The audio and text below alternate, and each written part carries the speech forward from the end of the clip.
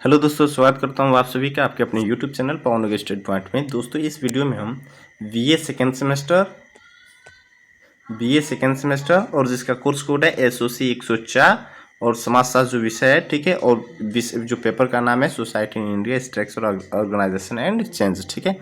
इन 50 प्रश्नों का हम आंसर की देखेंगे कि किस प्रश्न का कौन सा आंसर सही है, ठीक है। तो चलिए हम देखते हैं कि किस प्रश्न का कौन सा आंसर होगा, ठीक है। तो पहला इसमें प्रश्न दिया था, पहला प्रश्न जो पूछा था, तो पहला प्रश्न पूछा था कि जनजाति का उदाहरण हो सकती है, ठीक है। तो जनजाति की उदाहरण क्या हो सकती है? परिवार, समिति, समुदाय, इनमें से कोई नहीं। तो जो इसका जो सही आंसर होगा ऑप्शन डी इसका सही हो जाएगा, इनमें से कोई नहीं, ठीक है। फिर अगले प्रश्न को देखते हैं कि अगला प्रश्न क्या कह रहा है। अगला प्रश्न कह रहा है कि भारतीय समाज प्रकृति से है। तो भारतीय समाज प्रकृति से है तो यह ग्रामीण है, ठीक है। ऑप्शन सी इसका क्या हो जाएगा? सही होगा, ठीक है। फिर अगले प्रश्न को देखते हैं कि अगला प्रश्न क्या कह रहा है।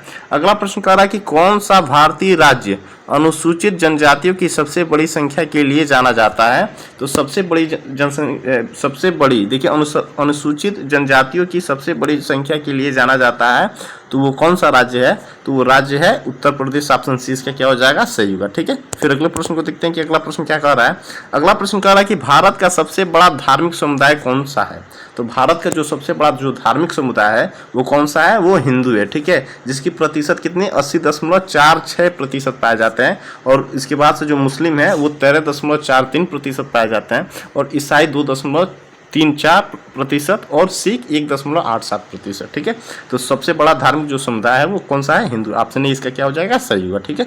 फिर अगले प्रश्न को देखते हैं कि अगला प्रश्न क्या कह रहा है।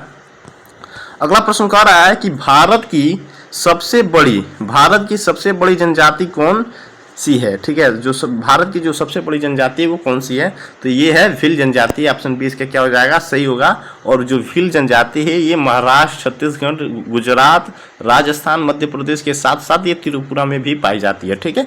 फिर अगले प्रश्न को देखते हैं कि अगला प्रश्न क्या कह रहा है। अगला प्रश्न कह रहा है कि निम्नलिखित में से किस धर्म की उत्पत्ति प्राचीन भारत में हुई थी, ठीक है। किस धर्म की उत्पत्ति प्राचीन भारत में हुई थी?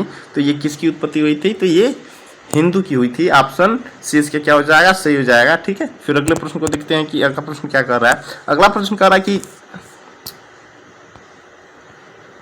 अगला प्रश्न कह रहा है कि जैन धर्म में कितने तीर्थंकर हैं? जैन धर्म में कितने तीर्थंकर हैं? तो ये है ऑप्शन सी इसका सही हो जाएगा 24, ठीक है। ऑप्शन सी इसका क्या हो जाएगा? 24, ठीक है। फिर अगले प्रश्न को देखते हैं कि अगला प्रश्न क्या कर रहा है। अगला प्रश्न कह रहा है कि भारतीय संविधान में यह अनिवार्य किया गया है कि भारतीय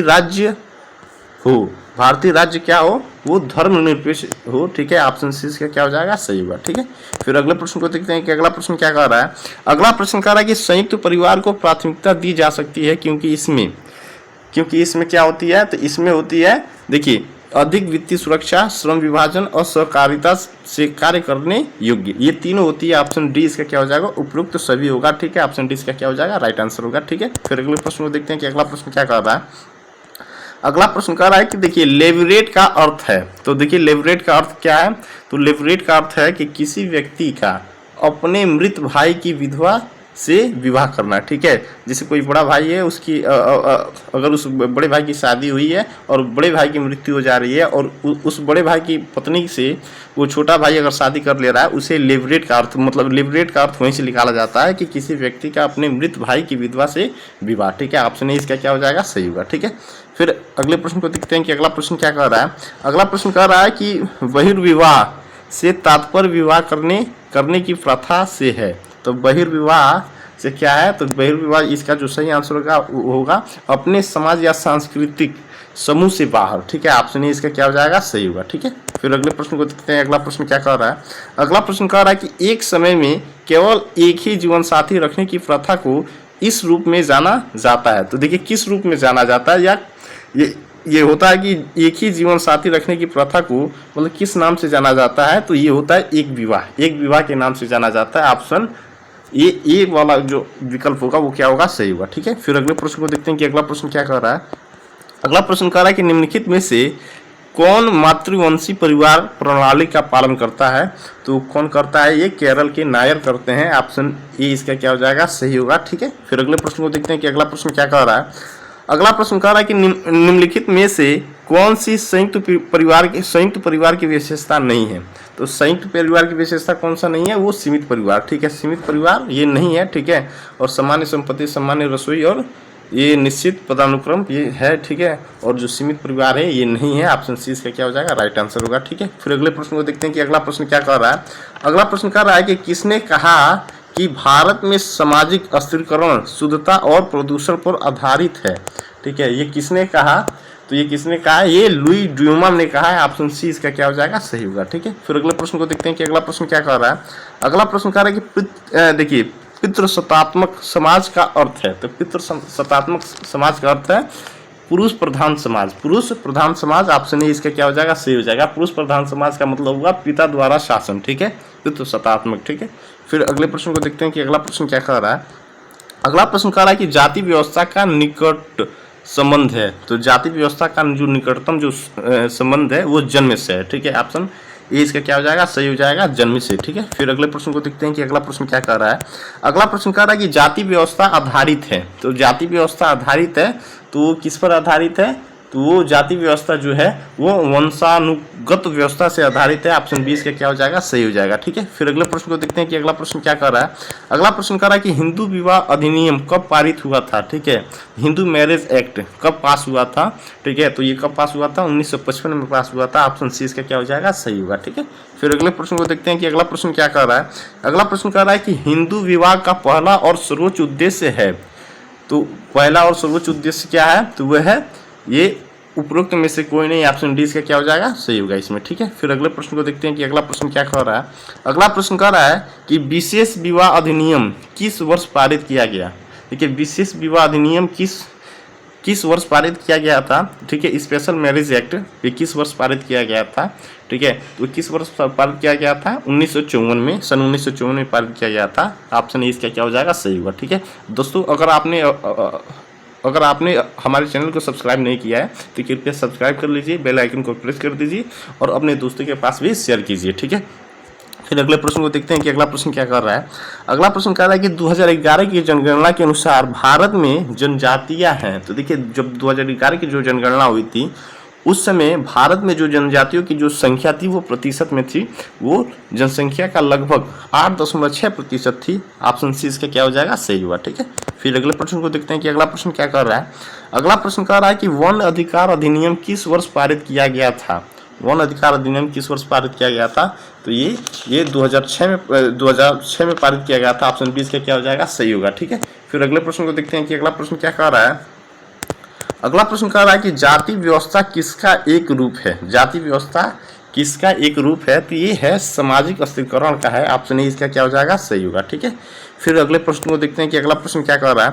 अगला प्रश्न कह रहा है कि भारतीय गांवों में व्यक्ति की परिस्थिति का निर्धारण करने का प्रमुख आधार है, तो करने का जो प्रमुख आधार है वो क्या है, तो ये है भू स्वामित्व का आकार, ठीक है। ऑप्शन 20 का क्या हो जाएगा, सही होगा, ठीक है। फिर अगले प्रश्न को देखते हैं कि अगला प्रश्न क्या कह रहा है। अगला प्रश्न कह रहा है कि नगर के बाहरी हिस्सों के समीप ग्रामों में जो प्रक्रिया पाई जाती है उसे गाल्पिन ने किस नाम से संबोधित किया है, तो किस नाम से संबोधित किया है, वो ग्राम नगरीकरण के नाम से संबोधित किया है। ऑप्शन सी इसका क्या हो जाएगा, सही होगा, ठीक है। फिर अगले प्रश्न को देखते हैं कि अगला प्रश्न क्या कह रहा है। अगला प्रश्न कह रहा है कि ग्रामीण नगरीय संबंध को स्पष्ट करने वाली दशा को कहा जाता है, तो क्या कहा जाता है, ठीक है, तो वो कहा जाता है कि ग्रामीण नगरीय सातत्य कहा जाता है। ऑप्शन डी से क्या हो जाएगा, सही होगा, ठीक है। और दोस्तों जितने ये प्रश्न है, ठीक है, ये हमारे मॉडल पेपर से थे और लगभग अधिकतर मैक्सिमम जो भी प्रश्न है वो हमारे मॉडल पेपर से ही पूछे जा चुके हैं, जो हमने यूट्यूब पर ऑलरेडी अपलोड कर चुके हैं, ठीक है। अगर नहीं विश्वास होगा तो आप हमारे मॉडल पेपर को देख सकते हैं, पढ़ सकते हैं, और इसमें से सेम क्वेश्चन ये छप गए थे और मिले थे, ठीक है। फिर अगले प्रश्न को देखते हैं कि अगला प्रश्न क्या कर रहा है। अगला प्रश्न कर रहा है कि निम्नलिखित में से कौन सी एक दशा नगरों में होने वाले वर्तमान परिवर्तन से संबंधित है, ठीक है, तो कौन सी एक दशा है, तो वे है नगर नियोजन। ऑप्शन 20 का सही हो जाएगा, ये भी हमारे मॉडल पेपर से है, ठीक है।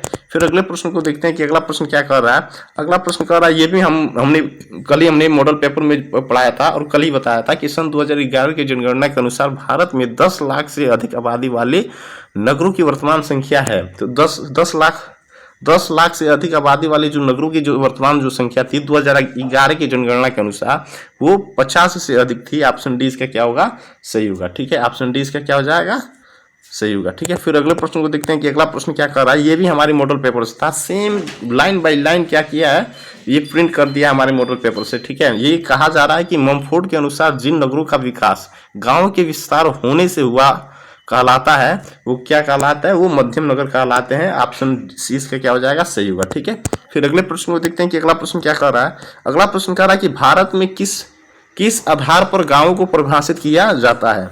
तो किस आधार पर परिभाषित किया जाता है, ये भी क्वेश्चन हम बताए थे। ठीक है, एक ही वीडियो में ये सारे प्रश्न मिले हैं, एक ही वीडियो में सारे प्रश्न टच कर गए हैं। ठीक है, अगर हमारा वीडियो जो व्यक्ति जो विद्यार्थी अगर देखा होगा वो मैक्सिमम वो क्वेश्चन उसका पेपर तो अच्छा गया, इतना तो हम जानते हैं। ठीक है, तो ये होगा विशेष जीवन विधि। ठीक है, ये क्या होगा, विशेष जीवन विधि। ऑप्शन डी इसका क्या हो जाएगा, सही होगा। ठीक है, फिर अगले प्रश्न को देखते हैं कि अगला प्रश्न क्या कर रहा है। अगला प्रश्न कर रहा है कि निम्नलिखित में से नगर तथा गांव दोनों में कौन सी विशेषता सामान्य है। ठीक है, तो ये क्या है, ये गतिशीलता है। ऑप्शन बी इसका जो होगा ये सही होगा। ठीक है, ऑप्शन बी इसका क्या हो जाएगा, सही होगा, गतिशीलता। ठीक है, फिर अगले प्रश्न को देखते हैं। ये भी मेरे मॉडल पेपर्स था, लगभग सारी मॉडल पेपर्स थे हमारे। ठीक है, और आप ना पढ़े तो उसका बात ही अलग है। ठीक है, अगर सब्सक्राइब करेंगे, ठीक है, और चैनल पर हमारे बने रहेंगे तो जरूर ना जरूर आपको इस प्रकार से वीडियो मिलता रहेगा और आपका पेपर बेहतर होता जाएगा। ठीक है, तो ये प्रश्न कर रहा है कि निम्नलिखित में से कौन सी प्रक्रिया ग्रामीण और नगरीय जीवन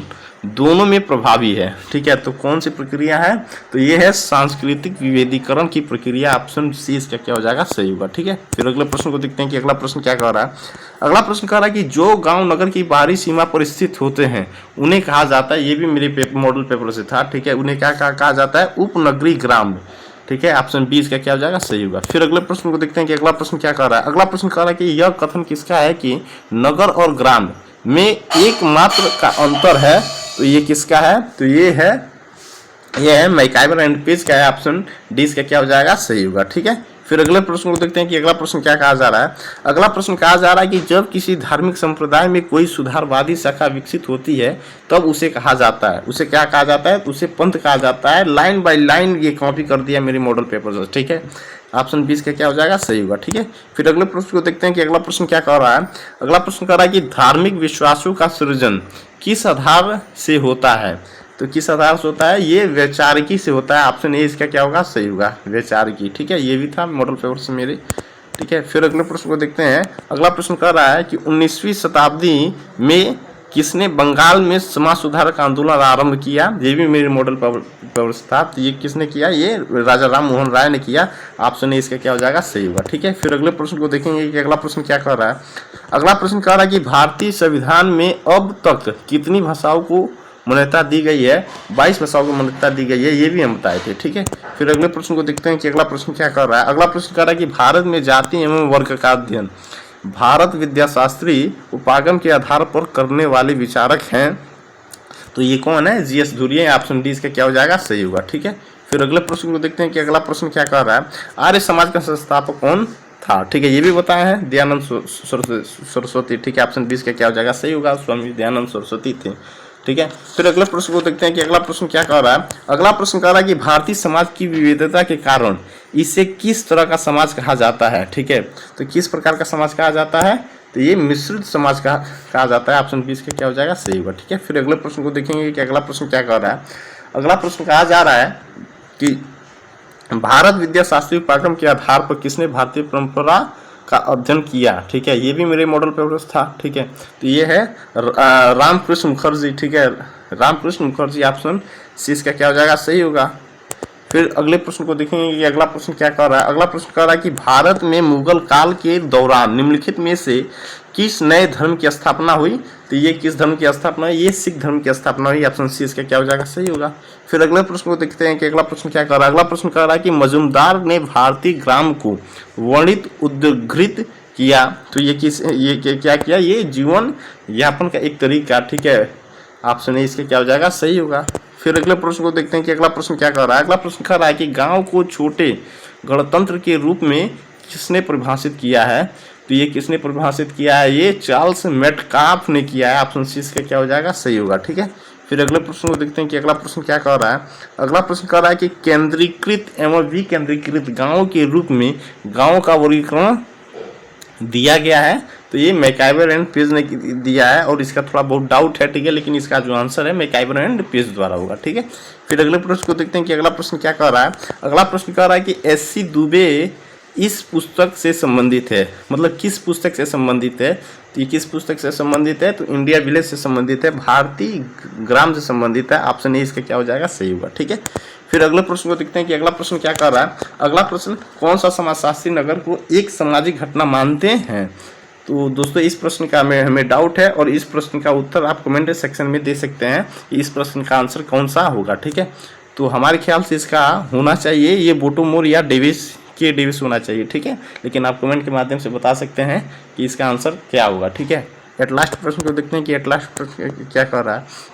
कह रहा है कि कौन सा नगरीय जीवन की चरित्रगत विशेषता नहीं है। तो चरित्रगत विशेषता नहीं है तो ये है प्राकृतिक पर्यावरण पर निर्भरता, ठीक है। ऑप्शन डी इसका क्या हो जाएगा, सही होगा, ठीक है। और दोस्तों आप हमारे चैनल से बने रहने के लिए कृपया चैनल को सब्सक्राइब कीजिए, लाइक कीजिए और बेल आइकन को प्रेस कीजिए और अपने दोस्तों के पास शेयर कीजिए। तब तक फिर मिलते हैं अगली वीडियो में, तब तक के लिए जय हिंद, जय भारत।